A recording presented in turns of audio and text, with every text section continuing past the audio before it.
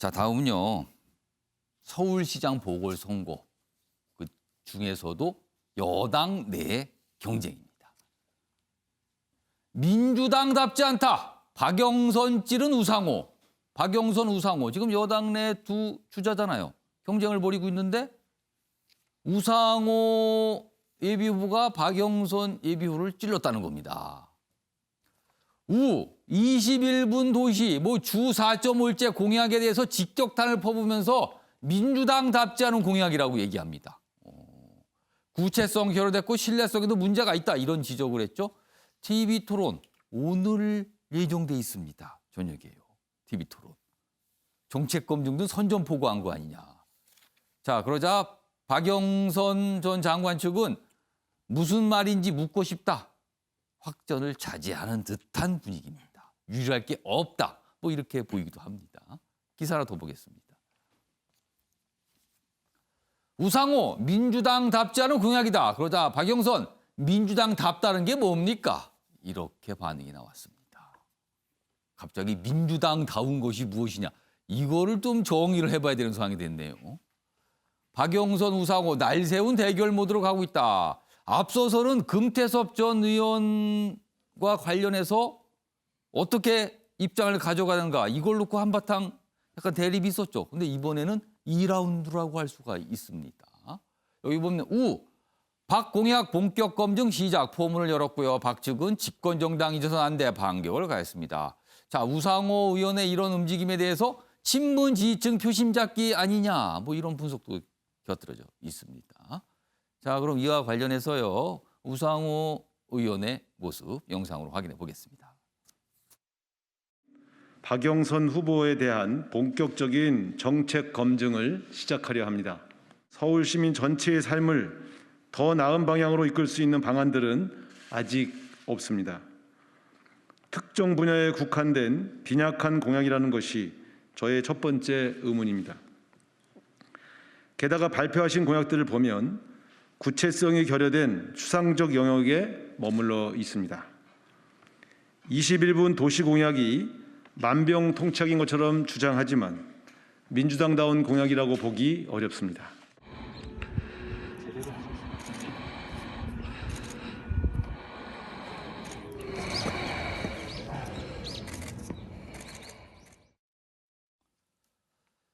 자, 좀 발언 좀 들어보셨죠? 여기 박영선 전 장관, 박영선 예비후보의 반응입니다. 민주당답다는 게 무슨 말인지 되묻고 싶다. 집권 정당이라는 것을 한시도 잊어서는 안 된다. 여기 보면 싸울지 말자 이런 게 생략된 것 같아요 지금요. 자, 이 얘기 좀 해보겠습니다. 김종욱 교수님. 네. 민주당답다. 민주당답지 않은 공약이니까 민주당다운이라는 게 있어야 되는 거죠. 민주당답다. 민주당다운 게 뭡니까? 어떤 얘기를 한 걸까요? 저는 우상호 의원께서 민주당답지 않다라고 얘기하면서 민주당다운 게 뭔지를 얘기하지 않으셨다라는 생각이 들고요. 예. 그러니까 핵심이 뭐냐면 구체성이 결여했다는 거잖아요. 박영선 후보 같은 경우에 정책 내용에 대해서 저는 민주당답지 않다라고 하는 것이 무엇인지 구체적으로 말씀을 안 하신 것 같아요. 핵심적으로 제가 볼 때는 급하구나라고 하는 걸 느낄 수 있는 것 같습니다. 급하구나. 왜냐하면 말씀하신 것처럼 박영선 장관이 이제 서울시장 선거 출마를 선언하고 난 다음에 일각에서는 박영선 효과라고 얘기할 정도로 그러니까 정권 심판론이 더 높은 상황에서도 저희 3자 대결을 하게 되면 박영선 후보가 1위가 나오거나 그다음에 양자 대결 같은 박빙이 나오는 상황이라고 하는 결과들을 보면서 저희 우상호 후보 자체가 빛을 가려지는 이런 측면들이 많이 등장했었거든요. 그래서 이것을 갖다 브레이크를 걸 수 있는 방법 중에 하나가 뭐냐라고 얘기하는 게 박영선 후보가 민주당스러운 정책 공약을 제시하는 것이 아니라 근데 예를 들면 아주 좋은 포장만 잘하는 것 같다라는 얘기를 하고 있는 것 같아요. 그러니까 말씀하신 민주당다운 건 사회적 약자를 위해서 공정한 제도를 통해서 그다음에 서울시 같은 경우도 쫓겨나지 않는 도시 재생, 환경과 생태를 위한 도시 재생 이런 것들을 가지고 이제 얘기를 하는 것 같은데요. 본인은 거기에 대한 정책적인 준비가 많이 돼 있다라고 말씀하시는 것 같아요. 하지만 이 말도 일리는 있는 것 같습니다. 왜냐하면 박영선 후보가 저희 21분 도시공약이라고 하는 내용들은 제기했었지만 그것이 구체적으로 어떤 내용인 거지라고 하는 측면들과 그 내용이 민주당의 정체성과 무엇이 결합되어 있는지에 대한 설명을 아직 제대로 하지 못하고 있는 건 사실이기 때문에 그렇게 얘기할 수는 있다고 생각을 합니다. 하지만 제가 볼 때는 공약 얘기는 아닌 것 같아요. 지금 상황에서 그러니까 이렇게 제기하면서 아까 말씀드린 것처럼 친문 지지층의 호소를 하면서 박영선 후보는 민주당적이지 않고 오히려 중도적이다고 하는 측면들로 우회적인 공격을 하려고 하는 측면들이 분명히 있는 것 같고요. 아, 그러면은 그 안에는 박영선 예비 후보는 중도 색깔이 짙습니다. 이 얘기를 하고 싶었던 그러니까 거예요, 예를 들면 그러면은? 적자가 아니라는 얘기도 하고 싶어하는 내용들이 있는 것 같아요. 왜냐하면 아. 민주당 지지층 같은 경우는 과거에 이제 박영선 후보 같은 경우 과거 이제 문재인 대통령과 약간 이제 척이었던 측면들이 분명히 있었었고요. 예. 그다음에 민주당 지지층이 요구하고 싶을 만큼의 강성적인 민주당의 정책들을 강력히 제기하지 않고 본선 경쟁력을 위해서 상당히 중도층에 호소하는 어떤 선거 컨셉들을 만들어내고 있기 때문에 예. 그런 부분도 집중 공격을 함으로써 자신에게 그래서 민주당의 핵심 지지층들이 투표할 수 있도록. 왜냐하면 권리당원이 50% 정도가 되는 상황이니까요. 그래서 제가 볼 때 마지막 승부수를 던진 것 같은데 예. 하지만 그렇게 날카롭지 않은 것 같다. 그리고 지금의 현실적인 지지율 벽을 넘기는 쉽지 않을 것 같다라는 생각을 하게 됩니다. 윤경호 의원께서 보시기에 지금 김종욱 교수님은 우상호 의원의 승부수라 그랬어요. 이 승부수 통할까요? 정책 검증이라고 아까 표현을 했는데 예. 지금 민주당은 다른 뭐 관심을 끄는 게 없잖아요. 그러니까 국민의힘은 넷 중에 더 좁혀지는 과정 속에서 예. 뭔가 뭐 좀 약간 뭔가 굉장히 분주하면서 예, 이른바 역동성이- 다이내믹하다 뭐 이런 평가 나와요, 사실. 그렇습니다. 그렇습니다. 그리고 처음에는 뭐 오세훈 후보가 좀 앞서는 것 같더니 지금은 나경원 후보가 좀 앞서는 것 같고 엎치락뒤치락. 예. 이 두 사람은 지금 거의 고정이 돼 있지 않습니까? 그러니까 우상호 후보가 아마 정책을 가지고 얘기하자. 그리고 15일, 17일 두 번의 토론회는 서로가 서로를 지금 공격하는 거는 어울리지 않죠. 예. 남매 운운하는 뭐 이런 걸로 예, 뭐 그랬는데 그러니까 아마 우상호 후보 입장에서는 지금 본인의 낮은 이 지지율, 인지도를 만회하는 거는 오히려 오로지 정책밖에 없다. 그 제가 보기엔 그게 또 바람직해 보여요. 지금 집권당 다 와야 된다라고 얘기하는데 집권당 다 오려면 두 사람이 정치인으로서 내 인지도를 가지고 선거운동을 하겠다 이러지 말고 서울시를 어떻게 내가 꾸려가겠다에 대한 현실 가능한 정책들을 내놓았으면 좋겠어요. 그러니까 박영선 후보가 20일이 들어가는 여러 정책들을 저도 얼핏 봤습니다만 예.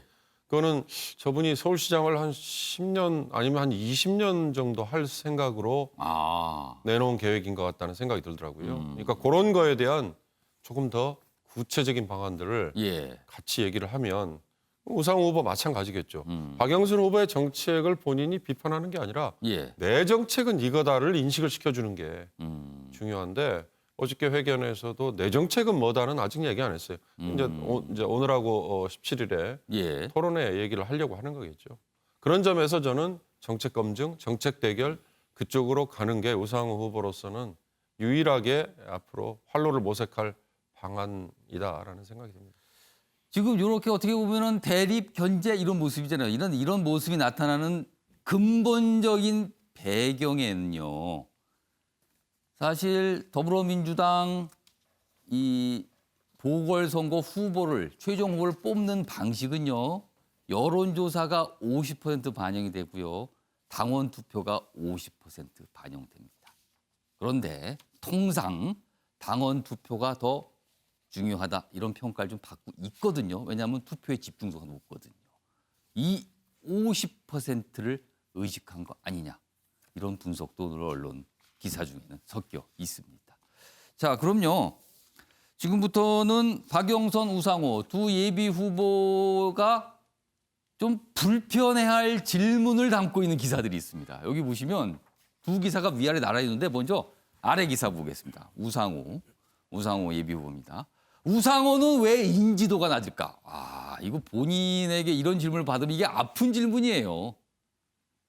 범진보 재결집 위한 정책 노선 제시할 것이다. 왜 인지도가 낮은가? 지금 지지율 조사 보면은 좀 낮거든요. 각종 후보 적합도 조사에서 고전하고 있답니다. 자, 윤기찬 변호사. 윤기찬 변호사는 뭐 이 남의 당 경쟁이긴 하지만 그래도 지금 국민의힘도 지금 치열한 경쟁이 벌어지고 있잖아요. 자, 우상호 의원, 이 서울시장 후보 여론조사잖아요. 여기서 보면 인지도가 좀 숫자가 높지 않게 나옵니다. 인지도 왜 낮은 겁니까? 굉장히 활동을 많이 했잖아요, 그동안. 뭐 그 주요 정치 이력은 다 갖고 계시죠. 예. 사선 의원에 그다음에 뭐 운동권에서도 또 큰 예. 역할을 했고 원내대표도 하고. 원내대표도 했고. 다만 이제 저분이 굉장히 훌륭하게 평이 나 있어요. 사실은 부드러운 이미지를 갖고 있고. 예. 그런데 선명성이 좀 부족한 부분이 있는 거죠. 예를 들면 이 부드러운 평이 오히려 선거에서는 별 영향이 안 되는 거예요? 그러니까 우상호 하면 딱 떠오르는 정치인으로서의 특색이 안 보이는 겁니다. 정확한 색깔이 없다. 그렇죠. 그러니까 그러다 보니까 우상호라는 정치인을 알고 뭐 이렇게 좋은 이미지를 갖고 있지만 크게 어필할 매력이 없다고 보여질 수 있는 겁니다. 대중들에게는 그 부분이 이제 인지도 면에서 작용을 했던 부분이고 그러다 보니까 저렇게 박영선 후보를 공격하는 쪽으로 인지도를 쌓아가려고 노력하는 것을 공격을 보이고. 통해서 인지도를 높인다. 그렇죠. 왜냐하면 우상호 후보가 의지가 없다는 평을 받을 수도 있어요. 그러니까 상당히 낮은 지지율이고 하기 때문에 적극적인 어떤 모습을 보여주지 않으면 예. 의지가 없는 것이 아닌가라고 아까 말씀드린 대로 앞서가는 후보에 쏠리는 표심을 되돌릴 수가 없거든요.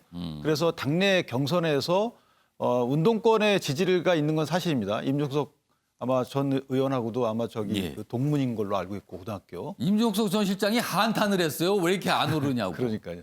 그렇기 때문에 본인의 갖고 있는 잠재적인 능력을 발휘할 수 있는 기회를 삼아야 되는데 예. 그런 기회를 갖고 있지 않고 언론의 포커스도 없는 편이거든요. 그래서 아마 부득이 저런 작전을 쓰는 것 같은데 제가 보기에는 저렇게 되면 민주당 당내에서 자당 후보에게 상처내는 것이기 때문에 오히려 지지층의 지지를 받지 못하는 수가 아닌가. 본인의 의도와는 달리. 그래서 원래 우상호의 이미지를 더 어필하는 쪽으로 갔어야 되는데 본래 이낙연 후보가 똑같아요. 본래 갖고 있던 진중하고 신중한 이미지를 그걸 계속 유지했어야 되는 게 낫다. 되는데 이낙연 후보도 그걸 잃었거든요. 어느 순간에. 우상호 후보도 마찬가지입니다. 내가 이런 진중하고 이런 부드럽고 협상이 능한 이런 이미지를 갖고 있다는 것을 알려주고 어필했어야 되는데 저렇게 자당 후보를 공격하게 되면 그런 이미지가 더 드러나기 이전에 아마 유권자들로부터 좀 좋은 지지를 못 받지 않을까라는 생각이 듭니다. 지금 화면에 보시면요. 그러니까 집안에서 생활하는 모습 있는 그대로 저렇게 또 영상으로 뭐 이렇게 공개도 했거든요. 지금 옷이 잠옷인가요? 아니면 뭐 생활복인가요? 아무튼 굉장히 편한 옷을 입고 저렇게 집안에서 몸도 푸는 이런 모습 영상까지 좀 공개가 된 상황입니다. 자, 이번에는 박영선 예비 후보가 답하기 좀 껄끄러운 질문일 수 있습니다. 박영선은 진짜 친문 후보일까? 이 질문에 대해서 뭐 지금까지 나온 인터뷰 중에서 답변이 될 만한 걸 골랐는데 2012년부터 문 모시고 국무위원으로 보필했습니다. 이 정도면 친문 아닙니까? 뭐 이런 겁니다, 지금요. 최영철 편집위원. 네. 진짜 친문 후보 맞습니까? 아닙니까? 경선 후보는 친문으로 보긴 힘들죠. 어. 왜냐하면 중소벤처기업부 장관 하마평에 오를 때부터 저분이 원했던 부처는 다른 것이었고 저분이 실제로 갔던 부처는 중소벤처기업부 장관이었고 그러니까 실제로 친문이었다면 골라서 점 찍어서 바로 갈 수도 있었겠죠. 하지만 그러한 장관 임명 과정만 봐도 그것만 봐도 진짜 친문은 아닌 것 같다는 그렇습니다. 거예요. 친문 그룹에 들어간 범친문이라고 볼 수 있겠지만 예. 친문이라고 보기에는 자신도 알겠고 그리고 친문 사람들도 다 알만한 그러한 처지에 있는 것이 아닌가. 그것만 봐도 알 수 있는 것이고 그러나 지금 친문이라고 주장할 수밖에 없는 것이죠. 신분 세탁이야 언제든지 할 수 있는 것이고 신분 세탁까지 신분 세탁이요. 예, 충분히 가능한 것이기 때문에 그리고 많은 정치인들이 그렇게 해왔고 그렇기 때문에 지금 친문이라고 해도 친문에서도 별로 손가락질 하지 않을 겁니다. 왜냐하면 친문도 서울시장 후보를 제대로 된 사람을 못 내밀었기 때문이죠. 그렇기 때문에 영원한 적도 영원한 동지도 없는 것이 정치판이기 때문에 예. 친문도 결국에는 이기는 후보를 선택할 것이다. 지금 야권 후보를 이길 수 있는 후보는 과연 누구인지를 친문은 잘 알고 있기 때문에 예. 그 후보에게 당원 경선에서도 표를 던질 것이다. 지금 아까 이상훈 부장님도 말씀하셨다시피 민주당은 국민의힘하고 다릅니다. 당원들의 힘이 굉장히 셉니다. 그렇죠. 그리고 당원들도 인터넷으로 자신들이 당원을 가입을 합니다. 그렇기 때문에 당에 대한 애착 그리고 당의 후보에 대한 분석력 이런 것들이 굉장히 뛰어납니다. 이 후보가 서울시장이 되고 나서 다음에 국가경영자까지 할 수 있는지까지 제가 볼 때 민주당의 당원들은 생각을 한다. 그렇기 때문에 그러한 오랜 기간 동안에 장기간의 미래를 보고 이번에 당원들은 선택을 할 것이다. 그런 측면에서는 박영선 후보가 친문이 아니라도 이길 수 있는 후보를 당원들은 선택할 것이다. 이렇게 저는 생각합니다. 좀 두 분 말씀 들어봤는데 그렇다면 결론적으로 우상호 후보는 예비 후보는 원래 자기 색깔 더 강하게 갖고 왔어야 된다. 그리고 박영선 후보 예비 후보는 친문이지 아니 이게 중요할 때가 아니다. 강한 게 중요한 거다. 뭐 이렇게 되네요 지금. 두 분이 약간 뭐 조언이라고 할 수 있는 분석을 좀 해주셨습니다.